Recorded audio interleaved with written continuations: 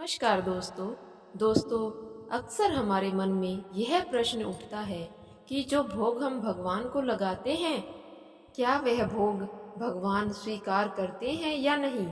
क्योंकि जो भोग लगाया हुआ होता है उसमें से कुछ भी कम नहीं होता है और देखने में तो प्रसाद उतना ही दिखाई देता है।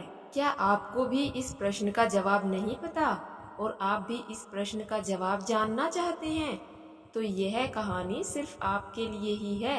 एक दिन एक लड़के ने कक्षा में अपने अध्यापक से यह प्रश्न किया कि गुरुजी, जब हम भगवान को भोग लगाते हैं तो भगवान वह प्रसाद स्वीकार करते हैं या नहीं करते। क्योंकि देखने में तो हमारा प्रसाद उतना ही दिखाई देता है, उसमें से तो कुछ कम नहीं होता।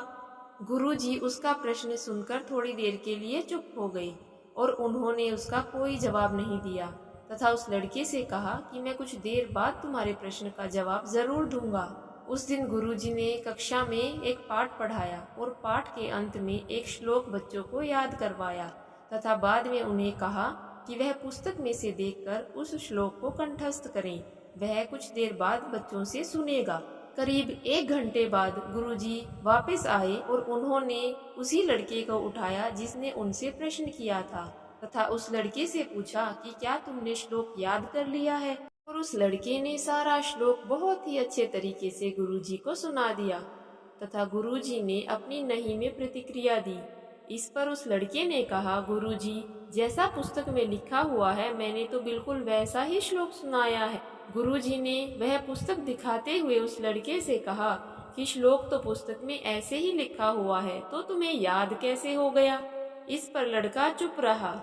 इस पर गुरुजी ने कहा, पुस्तक में जो श्लोक है वह स्थूल रूप में है और जब तुमने इस श्लोक को याद किया तो वह सूक्ष्म रूप में तुम्हारे भीतर प्रवेश कर गया और उसी सूक्ष्म रूप में तुम्हारे मन में है। तुम्हारे श्लोक को याद करने के बाद भी पुस्तक के श्लोक के स्थूल रूप में कोई कमी नहीं आई है।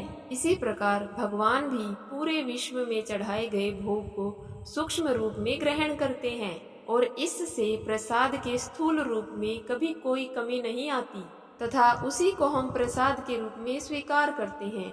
अब उस लड़के को अपने प्रश्न का उत्तर मिल गया था। उम्मीद करते हैं आपको भी आपके प्रश्न का जवाब मिल गया होगा। वीडियो में अंत तक बने रहने के लिए आपका धन्यवाद।